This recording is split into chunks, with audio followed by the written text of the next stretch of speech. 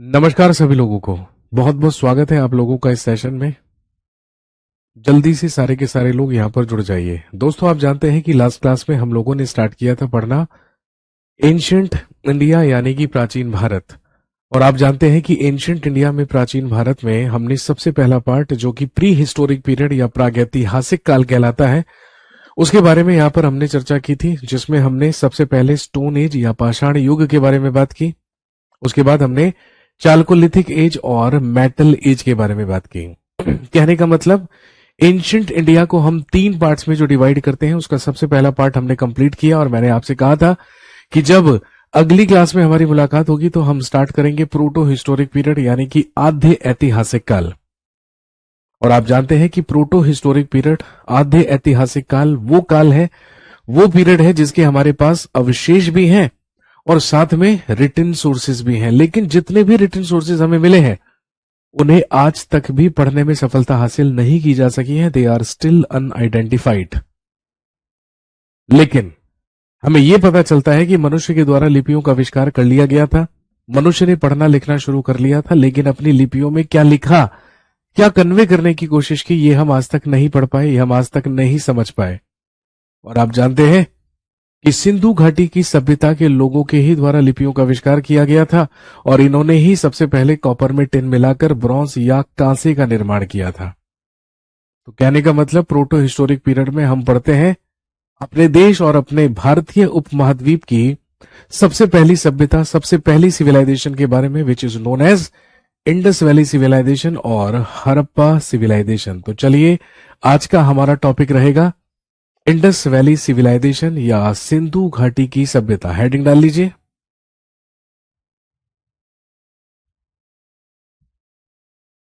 Indus valley civilisation, या जिसे हम हड़प्पा सिविलाइजेशन या हड़प्पा सभ्यता के नाम से भी जानते हैं।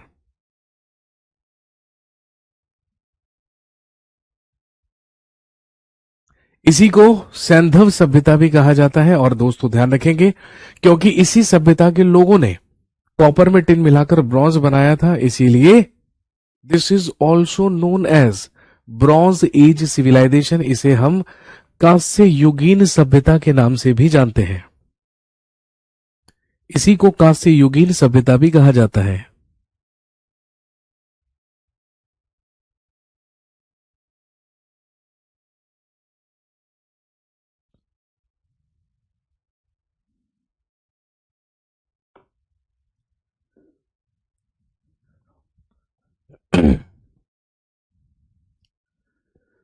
और दोस्तों ध्यान रखेंगे, ये आती है किसके अंतर्गत? इसे हम प्रोटो हिस्टोरिक पीरियड कहते हैं, इसे हम आद्य ऐतिहासिक काल कहते हैं।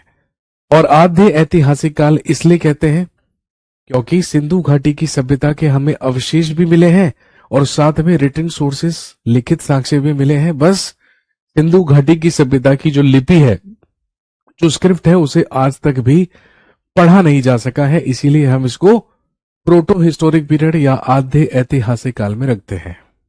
क्लियर हो गई बात?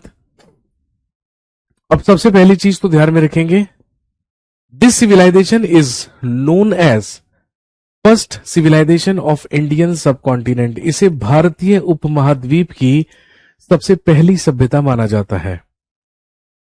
अब सबसे पहला सवाल ये उठता है दोस्तों कि सभ्यता होता क्या है? What is a civilisation?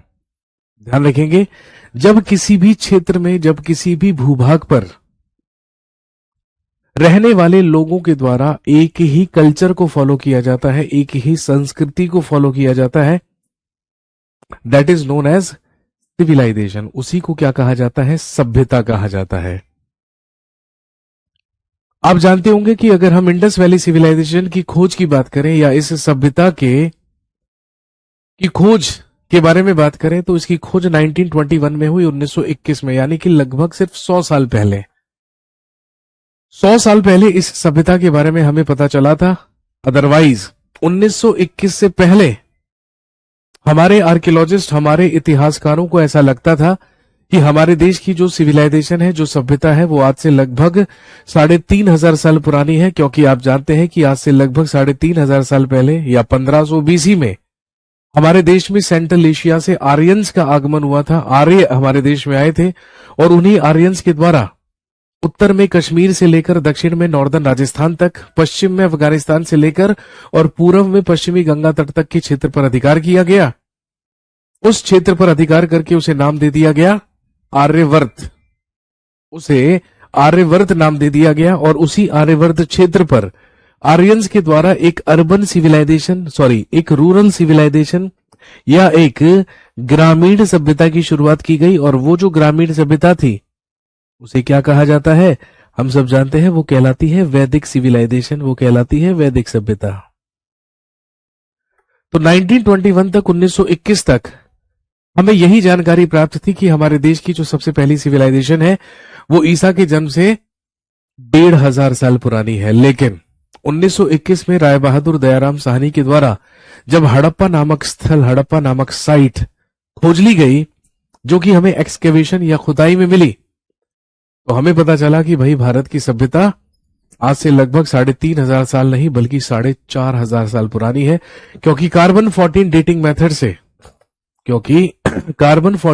Method से ये जो सिविलाइजेशन थी ये अपने मैच्योर्ड पीरियड में, ये अपने परिपक्व चरण में 2500 बीसी से लेकर 1700 बीसी तक रही। ये इसका वो काल माना जाता है, ये इसका वो पीरियड माना जाता है जो कि कार्बन 14 डेटिंग मेथड से निकाला गया है। समझ गए बात? अगर आपसे पूछे, एग्जाम में पूछा गया है कई बार कि विश्व की सबसे पुरानी सभ्यता कौन सी मानी जाती है, तो ध्यान रखेंगे मेसोपोटामिया की सभ्यता या Mesopotamian civilisation is considered to be the oldest in the world. जो कि कहां पर एग्जिस्ट करती थी, वर्तमान में जो इराक है, तो इराक के ही बेबीलोन नामक स्थान पर मेसोपोटामिया की सभ्यता एग्जिस्ट किया करती थी। और हमारी इंडस वैली सिविलाइजेशन, सिंधु घाटी की सभ्यता भी इसी के समकालीन मानी जाती है, that is contemporary to Mesopotamian civilisation. तो चलिए बिल्कुल बेसिक से समझते हैं और जानते हैं कि हमें इंडस वैली सिविलाइजेशन के बारे में पता कैसे चला और इस सभ्यता के क्या फीचर्स हैं, क्या विशेषताएं हैं। इसे सिंधु घाटी की सभ्यता इसलिए कहा गया क्योंकि इसके शुरुआती दोनों स्थल सिंधु घाटी या इंडस वैली में ही मिले। और आप जानते हैं कि भाई सिंधु नदी ही हमारे देश की पहचान है, क्योंकि सिंधु नदी से ही हम लोग क्या कहलाते हैं, हिंदू कहलाते हैं। हमें सिंधु से ही पर्शियंस ने, ईरानियों ने हिंदू कहा है और हिंदू से ही हमारे देश को नाम मिला है हिंदुस्तान, जिसका उपयोग सबसे पहले अरेबियंस या अरबों के द्वारा किया गया था।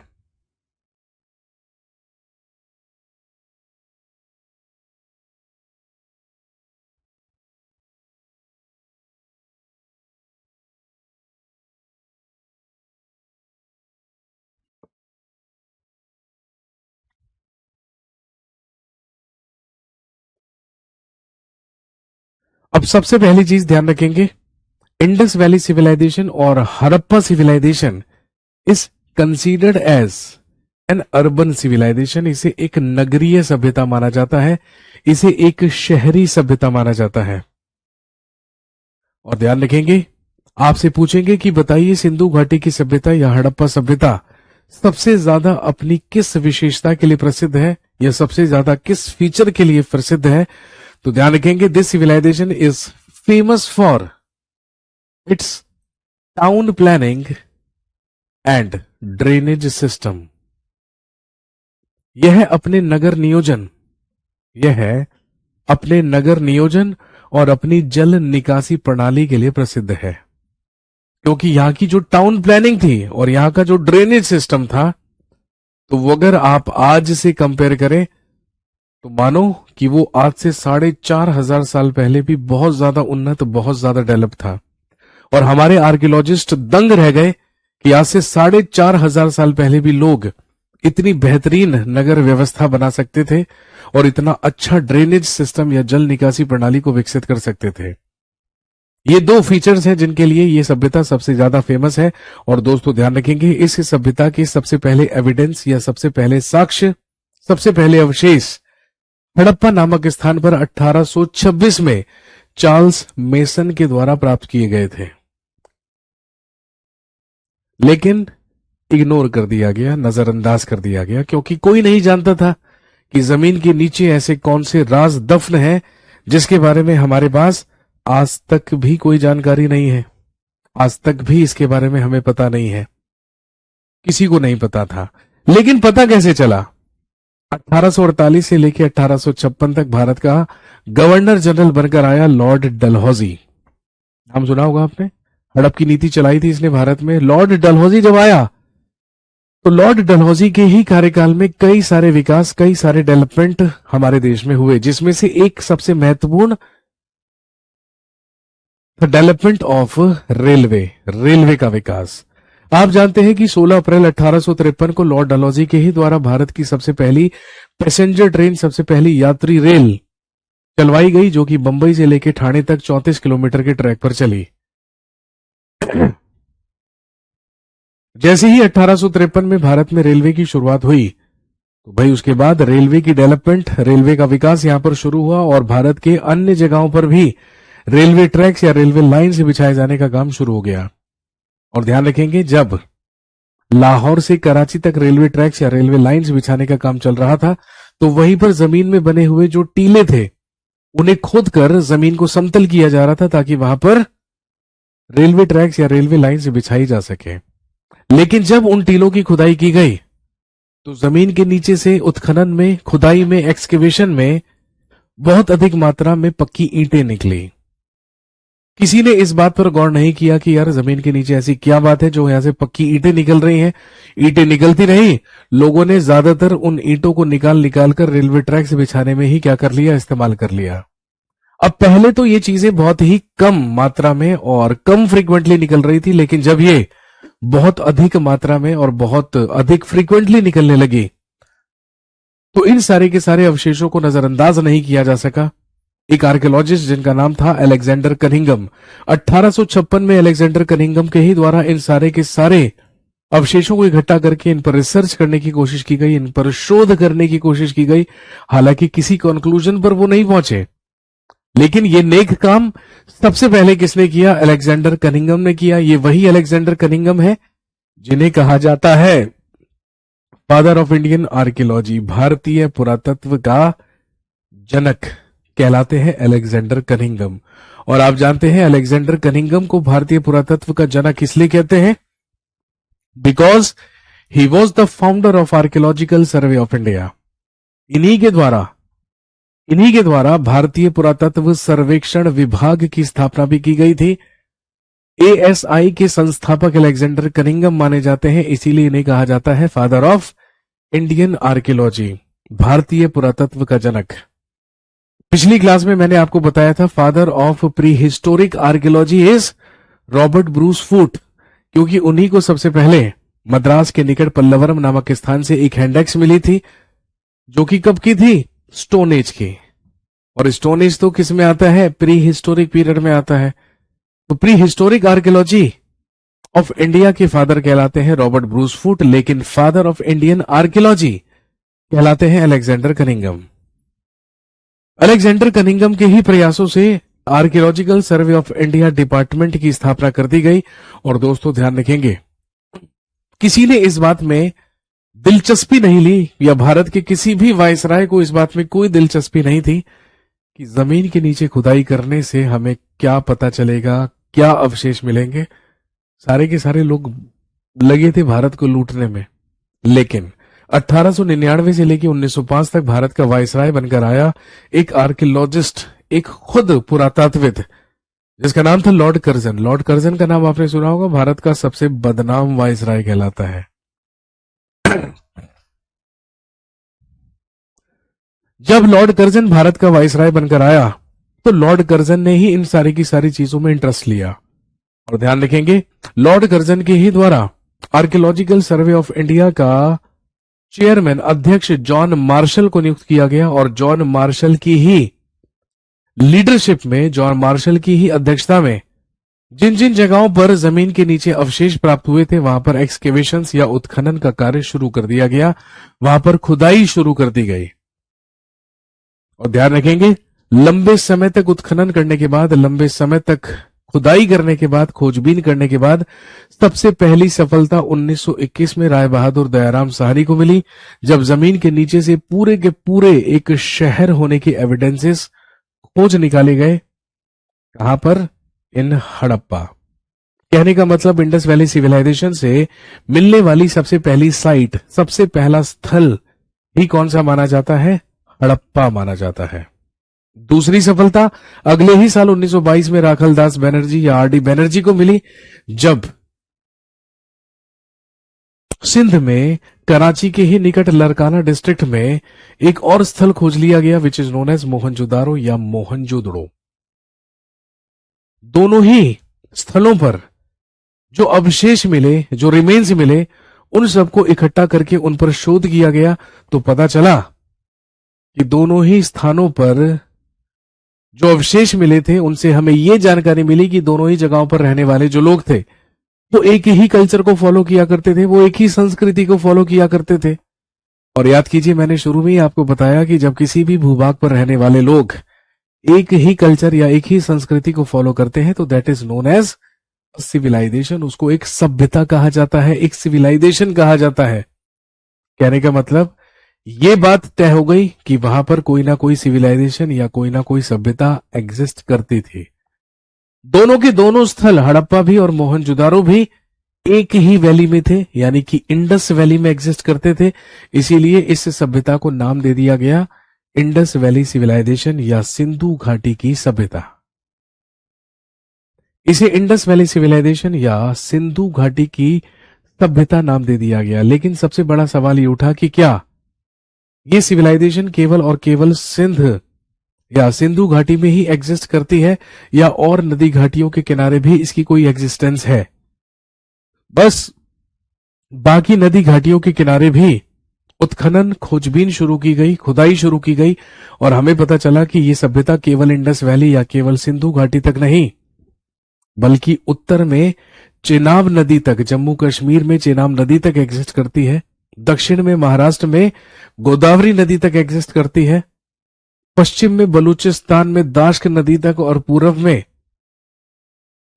में उत्तर प्रदेश में हिंडन नदी तक एग्जिस्ट करती थी ये सिविलाइजेशन। इसीलिए बाकी जगहों पर उत्खनन करके, खुदाई करके हमें इस सभ्यता का सबसे नॉर्दर्न स्थल या सबसे उत्तरी जो स्थल है वो प्राप्त हुआ, मांडा। इस सभ्यता का प्राप्त हुआ सबसे उत्तरी या सबसे नॉर्दर्न साइट मानी जाती है जम्मू कश्मीर में अखनूर जिले में मांडा नामक स्थान, जो हमें मिला चेनाब नदी या चेनाब नदी के किनारे। दक्षिण की बात करें तो दक्षिण में महाराष्ट्र के अहमदनगर का दैमाबाद नामक स्थान, जो कि गोदावरी नदी के तट पर मिला, वो इसकी सबसे नॉर्दर्न साइट मानी जाती है, सबसे दक्षिणी स्थल माना जाता है। पश्चिम की अगर हम बात करें तो सबसे पश्चिमी स्थल बलूचिस्तान का सुत कागेंडोर हमें प्राप्त हुआ, जो कि दाश्क नदी के किनारे था।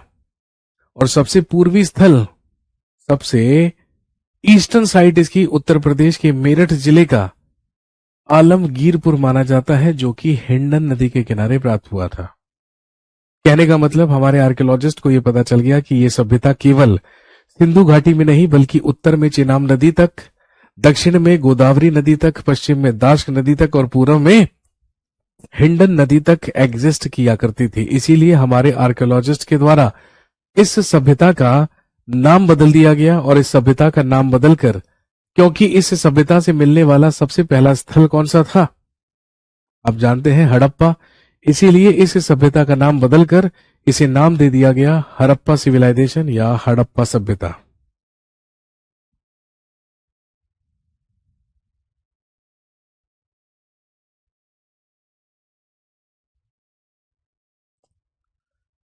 सर, आपने एंशियंट हिस्ट्री नहीं कराई, बहुत बहुत धन्यवाद। परी लोक से आई हो आप? ये बताइए पहले। बेटे, हम एंशियंट इंडिया ही पढ़ रहे हैं, इंडस वैली सिविलाइजेशन, सिंधु घाटी की सभ्यता, जो हमारा आज का टॉपिक है।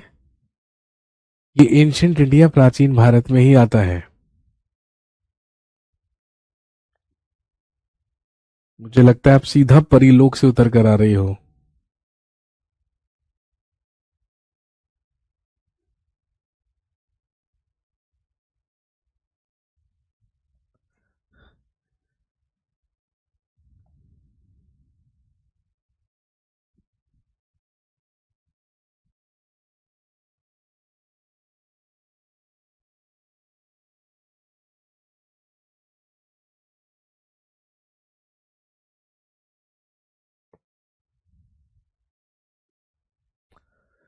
दोस्तों ध्यान रखेंगे, इस सभ्यता से मिलने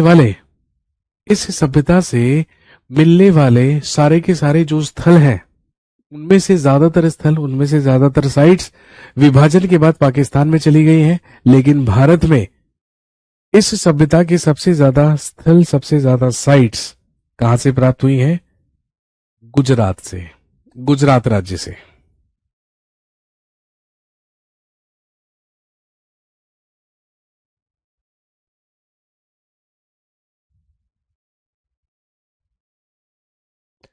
क्लियर हो गई बात?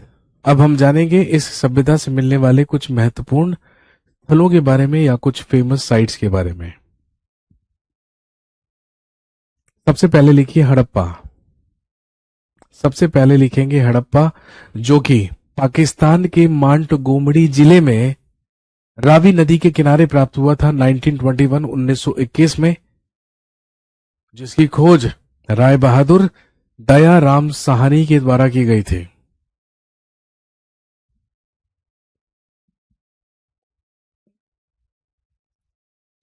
आपसे पूछेंगे बताइए हड़प्पा से मिलने वाली सबसे बड़ी इमारत कौन सी थी? तो ध्यान रखेंगे हड़प्पा से मिलने वाली सबसे बड़ी इमारत मानी जाती है एक 12 कक्षों का अन्नागार, 12 चैम्बर्स ग्रेन यार्ड। अनाज रखने के लिए, ग्रेन्स रखने के लिए वहां पर अन्नागारों का इस्तेमाल होता था, ग्रेन यार्ड्स का इस्तेमाल होता था। और एक 12 कक्षों का अन्नागार, एक 12 कक्षों का अन्नागार हमें प्राप्त हुआ है कहां से? हड़प्पा से।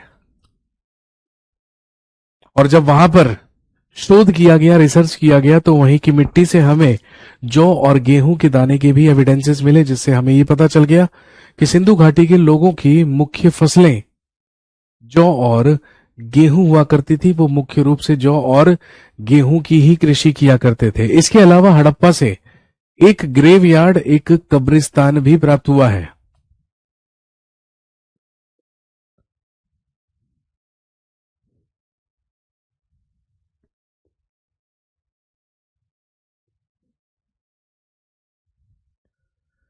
एक ग्रेवयार्ड या एक कब्रिस्तान भी हड़प्पा से उत्खनन में या एक्सकेवेशन में प्राप्त हुआ है।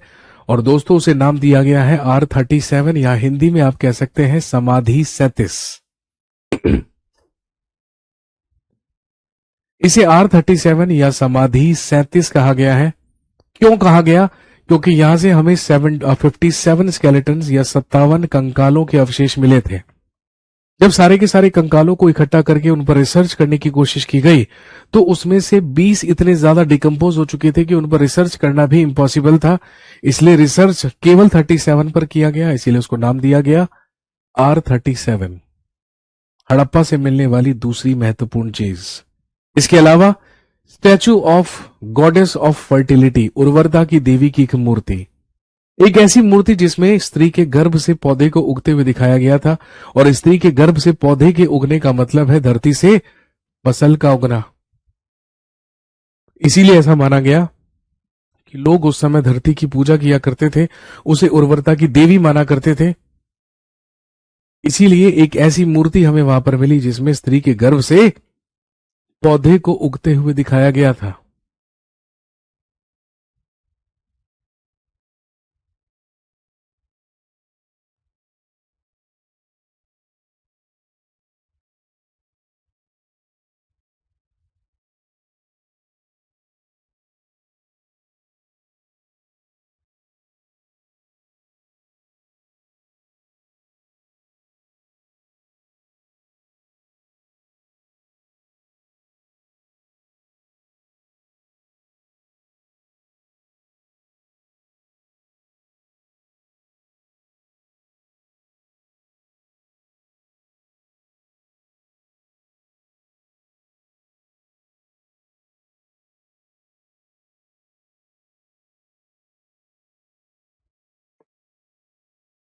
क्लियर हो गई बात?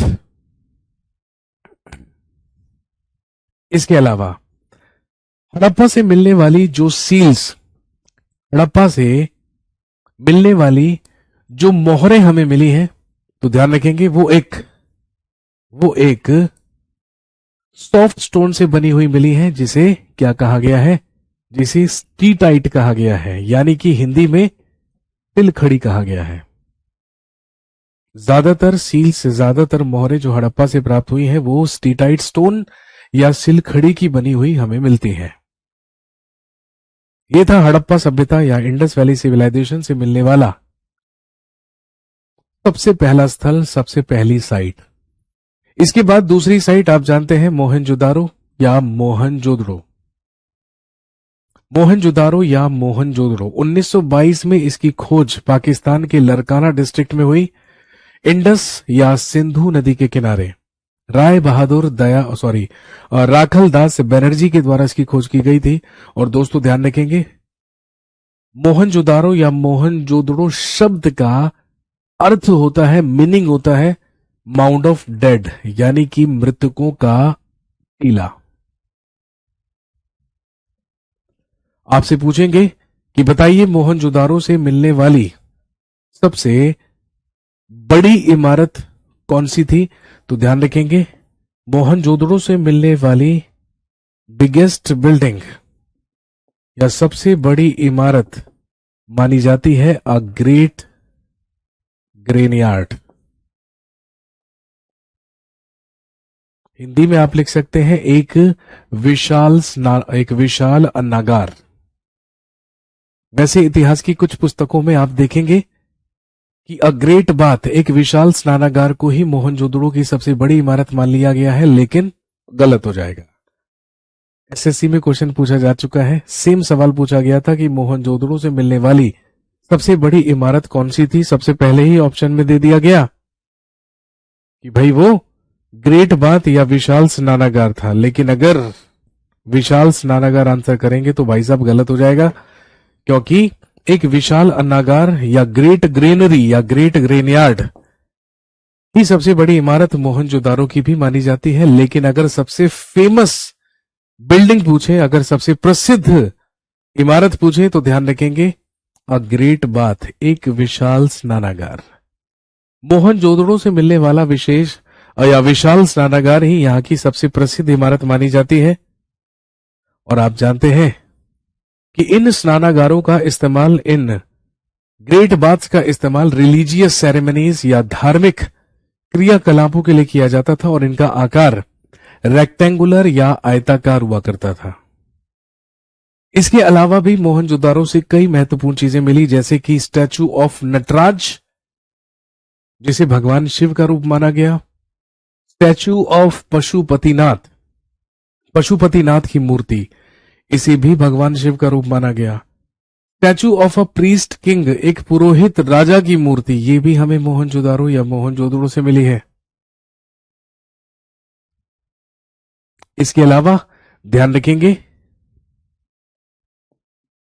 सबसे फेमस मूर्ति मोहनजोदड़ो से मिलने वाली कहलाती है statue of a dancing girl.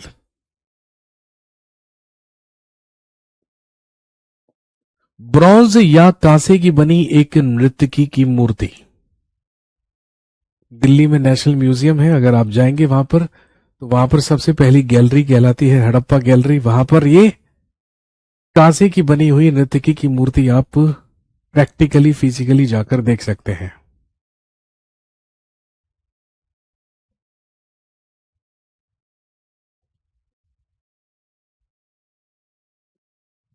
इसके अलावा ध्यान रखेंगे, मोहनजोदारो में सारे के सारे पक्की ईंटों से बने हुए मकान मिले हैं। वहां के जो मकान हुआ करते थे वो डुप्लेक्स हुआ करते थे, वो 2 मंजिला हुआ करते थे। हर मकान में एक कुआं हुआ करता था, आंगन भी हुआ करता था, किचन भी हुआ करती थी, बाथरूम्स भी हुआ करते थे, रूम्स भी हुआ करते थे। कहने का मतलब अगर हम आज से कंपेयर करें तो कंपैरेटिवली काफी ज्यादा डेवलप मोहनजोदारो के लोग हुआ करते थे। घरों के बाहर जो नालियां थी वो भी पक्की ईंटों से बनी हुई थी, और सारे की सारी जो नालियां थी, सारा का सारा जो ड्रेन्स था, वो शहर के बाहर जाकर बड़े बड़े टैंक्स में स्टोर कर दिया जाता था और उन ड्रेन्स का जो दरवाजा हुआ करता था वो लकड़ी से बनाया गया था, वो लकड़ियों से बनाया गया था, ताकि बाहर से किसी भी प्रकार का कोई ऑब्जेक्ट या गंदगी शहर में प्रवेश ना कर सके। इतनी बेहतरीन ड्रेनेज सिस्टम और इतना बेहतरीन नगर नियोजन मोहनजोदारो में या इस सभ्यता में हमें देखने को मिला है। ये बहुत ही इंपॉर्टेंट पॉइंट्स हैं, ये बहुत ही इंपॉर्टेंट पॉइंट्स हैं जो एग्जाम में पूछे जाते हैं। क्लियर हो गई बात? नेक्स्ट, अगला स्थल याद रखेंगे चन्हूदारो। अगला स्थल याद रखेंगे चन्हूदारो, जो कि सिंध में स्थित है और यह भी सिंधु नदी या इंडस रिवर के ही किनारे प्राप्त हुआ था। चन्हूदारो या चन्हूदड़ो का नाम आप इसलिए याद रखेंगे क्योंकि that is considered as the only rural site of Indus valley civilisation. इसे सिंधु घाटी सभ्यता का एकमात्र ग्रामीण स्थल माना जाता है, एकमात्र रूरल साइट माना जाता है, क्योंकि यहां से एक भी सीटाडेल या एक भी दुर्ग का साक्ष्य हमें नहीं मिला है। सामान्य तौर पर सिंधु घाटी की सभ्यता के जो नगर हैं उन्हें दो भागों में विभाजित किया जाता था, एक वेस्टर्न माउंट और एक ईस्टर्न माउंट, पश्चिमी टीला और पूर्वी टीला। जो पश्चिमी टीला हुआ करता था वो अधिक ऊंचाई पर हुआ करता था, जिसका सबसे ऊपरी भाग सीटाडेल कहलाता था, यानी कि दुर्ग टीला कहलाता था, जो कि बेसिकली ऊपरी नगर हुआ करता था। और अगर ईस्टर्न माउंट पूर्वी टीले की बात करें तो वहां पर सबसे ऊपर लोअर टाउन या निचला शहर हुआ करता था। इस तरीके से वहां पर सिटी को प्लान किया गया था, नियोजित किया गया था। एक तो चन्हूदारो में जितने भी मकान मिले हैं वो कच्ची ईंटों से बने हुए थे, नॉर्मली, है ना, नॉर्मली क्यूबॉइड फॉर्म में ईंटों का इस्तेमाल मोहनजोदारो में हुआ करता था, जिन ईंटों का अनुपात 4:2:1 हुआ करता था। लेकिन ध्यान रखेंगे चन्हूदारो में हमें वक्राकार ईंटों के एविडेंसेस मिले हैं या गोल ईंटों के साक्ष्य मिले हैं।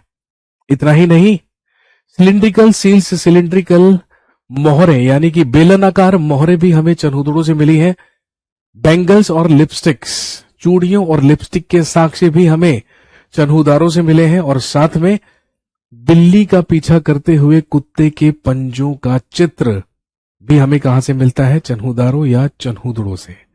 जिससे हमें ये जानकारी मिल गई है कुत्ते और बिल्ली की दुश्मनी आज की नहीं बल्कि आज से 4,500 साल पुरानी है। 4,500 साल पहले भी बिल्ली और कुत्ते में 36 का आंकड़ा हुआ करता था। समझ गए बात? ज्यादातर एग्जाम में जो क्वेश्चंस बनते हैं वो बनते हैं एक्सेप्शनल साइट से। अब जैसे मैंने कहा, भाई सिंधु घाटी की सभ्यता का एक ही ऐसा नगर था, एक ही ऐसा स्थल था जो ग्रामीण था, तो डेफिनेटली इंपॉर्टेंट होगा। हड़प्पा, मोहनजोदारो हमेशा इंपॉर्टेंट होते हैं। लोथल हमेशा इंपॉर्टेंट होता है क्योंकि बंदरगाह था। अब एक एक्सेप्शनल जगह, अब एक एक्सेप्शनल साइट जिसका नाम है दाऊजली हेडिंग, जो कि ब्रह्मपुत्र घाटी में असम में प्राप्त हुआ है। अब आप सोचेंगे कि यार असम तक तो इंडस वैली सिविलाइजेशन एग्जिस्ट ही नहीं किया करती थी।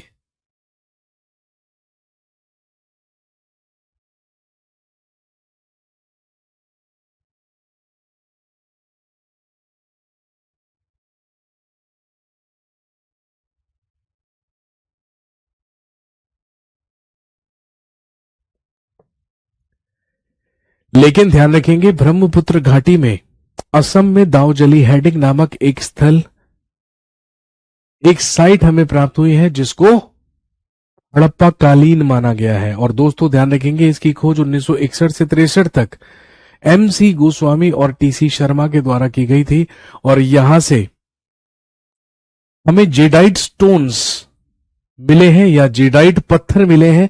और ऐसा माना जाता है कि ये जो जेडाइट स्टोन्स हैं ये इन्हें चीन से लाया गया था, ये चाइना से इंपोर्ट किए गए थे। सेम क्वेश्चन SSC CGL 2023 में पूछा जा चुका है। आप चाहें तो प्रीवियस ईयर्स में चेक कर लीजिएगा, ये सवाल SSC CGL में पूछा गया है। और सवाल इतना पूछा गया था कि बताइए जेडाइट स्टोन, जेडाइट पत्थर हमें किस स्थल से प्राप्त हुए थे? आंसर इज दाऊजली हेडिंग, जो कि असम में है, ब्रह्मपुत्र घाटी में। अगला होता है मेहरगढ़। नेक्स्ट होता है मेहरगढ़। मेहरगढ़ के बारे में हम पहले भी बात कर चुके हैं। नियोलिथिक पीरियड में मनुष्य के द्वारा कृषि की शुरुआत ही कहां से की गई थी? मेहरगढ़ से की गई थी, जो कि बलूचिस्तान में बोलंड रिवर के पास बोलन पास या बोलन दर्रे में पड़ता है। और दोस्तों ध्यान रखेंगे, नियोलिथिक पीरियड, मैंने पिछले सेशन में भी बताया था कि नियोलिथिक पीरियड से लेकर इंडस वैली सिविलाइजेशन तक के एविडेंसेस हमें कहां से मिलते हैं? मेहरगढ़ नामक स्थान से मिलते हैं। इसकी खोज 1974 में जीन फ्रैंकोइस जरीगी के द्वारा की गई थी। अगला स्थल याद रखेंगे राखी गढ़ी। क्यों याद रखेंगे? क्योंकि Rakhi Garhi is considered as the biggest site in India of Indus valley civilisation. Indus valley civilisation या सिंधु घाटी की सभ्यता का सबसे बड़ा स्थल, सबसे बड़ी साइट हरियाणा के हिसार का राखी गढ़ी नामक स्थान माना जाता है, जिसकी खोज सूरज भान के द्वारा सरस्वती नदी या सरस्वती रिवर के किनारे की गई थी। लेकिन आप जानते हैं कि सरस्वती रिवर तो अब विलुप्त हो चुकी है, अब उसकी एग्जिस्टेंस नहीं है। हालांकि वैदिक पीरियड में, वैदिक काल में, ऋग्वेद में वैदिक काल की सबसे पवित्र नदी सरस्वती को ही बताया गया है, लेकिन अब सरस्वती एग्जिस्ट नहीं करती है, वो विलुप्त हो चुकी है। इसके बाद एक साइट, एक स्थल जो कि एग्रेरियन साइट मानी जाती है इंडस वैली सिविलाइजेशन की, जो कि महाराष्ट्र में है, दैट इज इनाम गांव, जो कि घोड़ रिवर या घोड़ नदी के किनारे प्राप्त हुई थी, जो कि घोड़ रिवर या घोड़ नदी के किनारे प्राप्त हुआ स्थल था।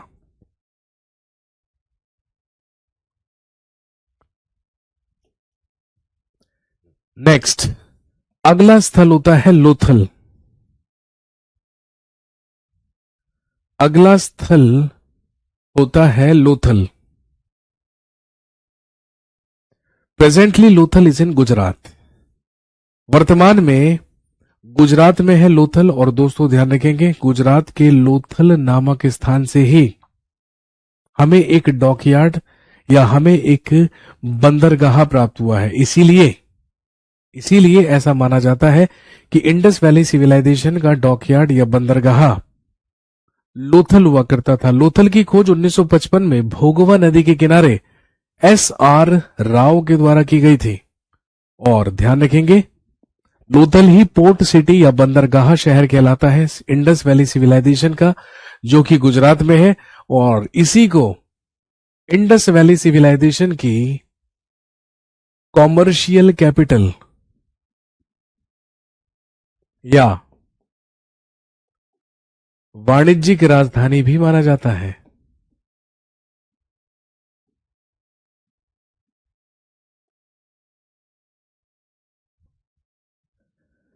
वैसे इस सभ्यता की दो प्रशासनिक राजधानियां हुआ करती थी, दो एडमिनिस्ट्रेटिव कैपिटल्स हुआ करती थी, जिसे ट्विन कैपिटल्स कहा जाता था, जुड़वा राजधानियां कहा जाता था। और ये जुड़वा राजधानियां थी हड़प्पा और मोहनजोदारो। हड़प्पा और मोहनजोदड़ो के ही ट्विन कैपिटल्स या जुड़वा राजधानियां माना गया है या माना जाता था इंडस वैली सिविलाइजेशन का। लेकिन कॉमर्शियल कैपिटल की बात करें, वाणिज्यिक राजधानी की बात करें, तो वो माने जाता था लोथल। इसके बाद अगला स्थल है धौलावीरा। गुजरात में ही 1968 में जगपति जोशी के द्वारा धोलावीरा की खोज हुई थी। और धोलावीरा एक्सेप्शनल इसलिए है क्योंकि इंडस वैली सिविलाइजेशन के सारे स्थल, सारे के सारे शहर दो भागों में विभाजित थे, लेकिन एकमात्र धौलावीरा एक ऐसा स्थल था जो कि 3 पार्ट्स या 3 भागों में विभाजित था। सबसे पहला पार्ट सीटाडेल यानी कि दुर्ग नगर, मिडिल टाउन यानी कि मध्य नगर, और एक निचला शहर यानी कि लोअर टाउन। इन 3 भागों में विभाजित किया गया था धोलावीरा को।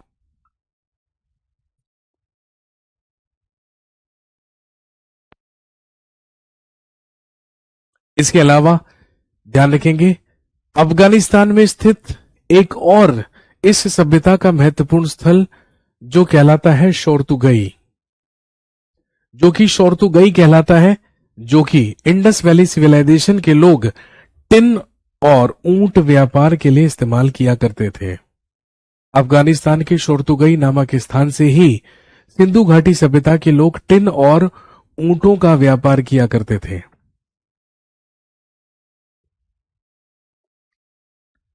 इसके बाद अगला स्थल होता है पंजाब का रोपड़।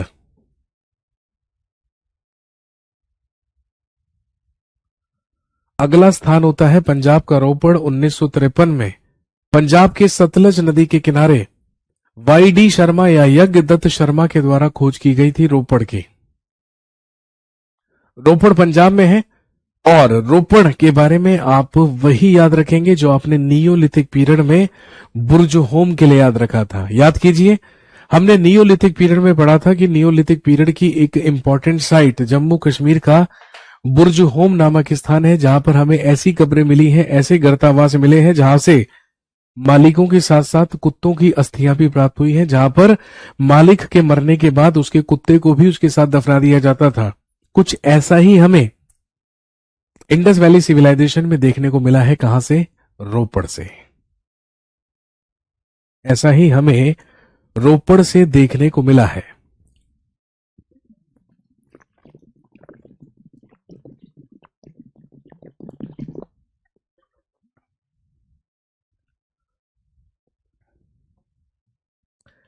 नेक्स्ट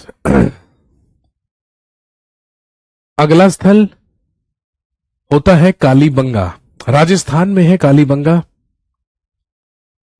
और इसकी खोज अमलानंद घोष के द्वारा घग्गर नदी के किनारे की गई थी। कालीबंगा फेमस है क्योंकि यहां से हमें काली मिट्टी की चूड़ियां, कुछ फायर पिट्स अग्निकुंड और कुछ प्लग्ड फील्ड्स या जुते हुए खेतों के साक्ष्य मिले थे। हालांकि एक हल्का टेराकोटा भी यहां से हमें मिला है। अग्निकुंड और जुते हुए खेतों के साक्ष्य हमें कालीबंगा से प्राप्त हुए हैं, साथ में काली मिट्टी की चूड़ियां भी।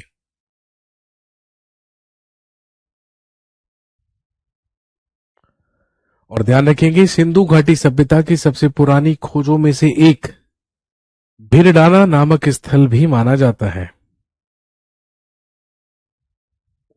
इसे भी इंडस वैली सिविलाइजेशन की सबसे पुरानी खोजों में से एक माना जाता है।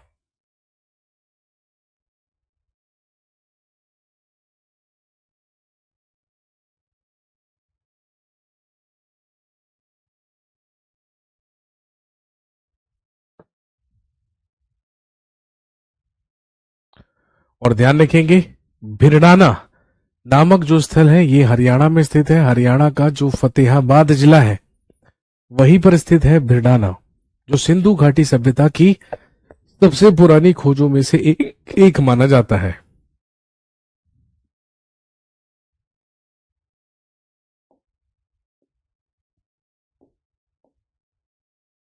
अब हम बात करते हैं सिंधु घाटी सभ्यता के लोगों के द्वारा इस्तेमाल की जाने वाली मेटल या धातु के बारे में।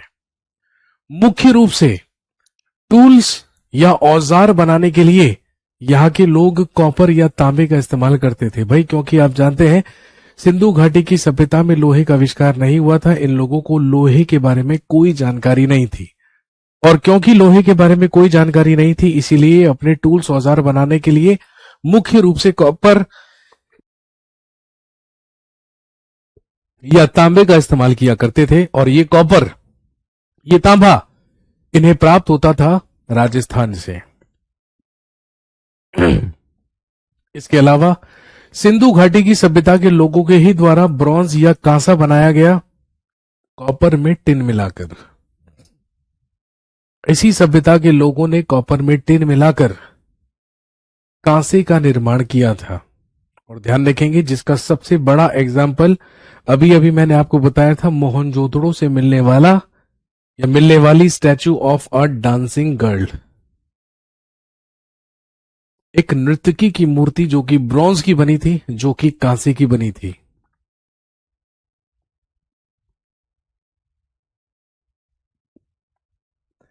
इसके अलावा इस सभ्यता के लोग गोल्ड या सोना दक्षिण भारत के कर्नाटक के कोलार से प्राप्त किया करते थे, जिसका इस्तेमाल आभूषण बनाने के लिए किया जाता था। कोलार तो आप जानते ही हैं, KGF, Kolar gold fields.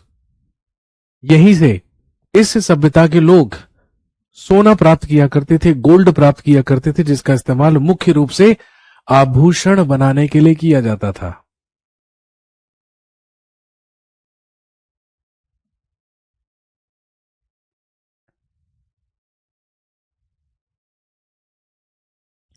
Next,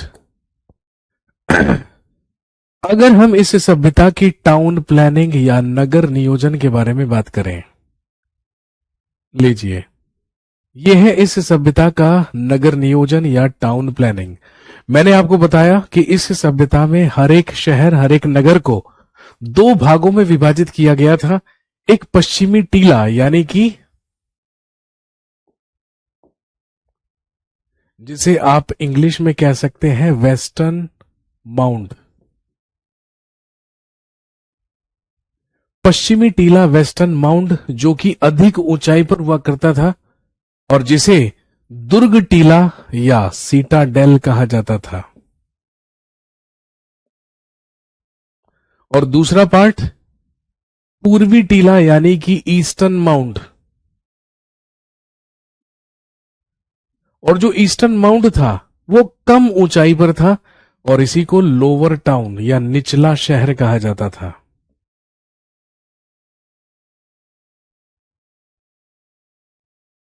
citadel के ही नीचे जो पुरोहित लोग हुआ करते थे, जो पुरोहित वर्ग हुआ करता था, वो रहा करता था। और लोअर टाउन या निचले शहर में मुख्य रूप से व्यापारी, नागरिक, सैनिक और शिल्पकार वर्ग के लोग रहा करते थे। और ध्यान रखेंगे, सबसे नीचे ही धार्मिक अनुष्ठानों का आयोजन किया जाता था। ये स्थान रिलीजियस सेरेमनीज या धार्मिक अनुष्ठानों के लिए हुआ करते थे। इस तरीके से प्लान्ड थे इंडस वैली सिविलाइजेशन के सारे नगर, सारे के सारे शहर। लेकिन एक्सेप्शनली मैंने आपको बताया ना कि जो धौलावीरा था, एक्सेप्शनली जो धौलावीरा था वो दो पार्ट्स में नहीं बल्कि 3 पार्ट्स में डिवाइडेड था। उसके अंदर एक मिडिल टाउन या एक मध्य नगर भी आ जाता है।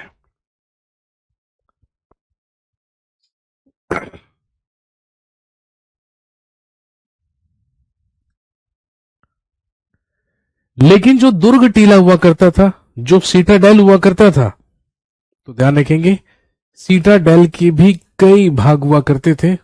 पार्ट्स ऑफ अ सीटाडेल, दुर्ग टीले के भाग। सीटाडेल मिलकर बना था किस किस से? सबसे पहले अ स्टोर हाउस फॉर ग्रेन्स, अनाज के लिए गोदाम सीटाडेल में हुआ करते थे।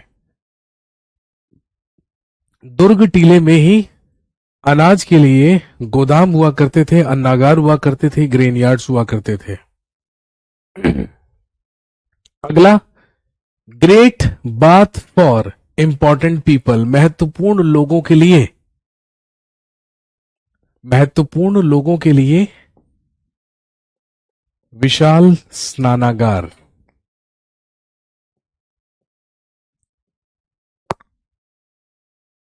महत्वपूर्ण लोगों के लिए विशाल स्नानागार इसमें हुआ करते थे। और साथ में fire alters for religious ceremonies या धार्मिक समारोहों के लिए अग्नि वेदिकाएं। धार्मिक समारोहों के लिए फायर ऑल्टर्स या अग्नि वेदिकाएं इसमें हुआ करती थी। अगर हम सिंधु घाटी सभ्यता की लिपि के बारे में बात करें तो दोस्तों ध्यान रखेंगे, इस सभ्यता की लिपि को आज तक भी पढ़ा नहीं जा सका है, लेकिन हमें यह जरूर पता चलता है कि इसे दाएं से बाएं और फिर बाएं से दाएं की ओर लिखा जाता था। इस सभ्यता में कोई भी करेंसी या कोई भी मुद्राएं नहीं चला करती थी, बल्कि बार्टर सिस्टम चलता था। वस्तु के बदले वस्तु का आदान प्रदान लोग किया करते थे। आशुतोष गोवारीकर ने एक मूवी बनाई थी मोहनजोदारो, आपने उसमें देखा भी होगा, ऋतिक रोशन है उसमें। उसमें भी दिखाया गया है कि वहां के लोग एक वस्तु के बदले दूसरे वस्तु का आदान प्रदान किया करते थे। वहां पे बार्टर सिस्टम चलता था।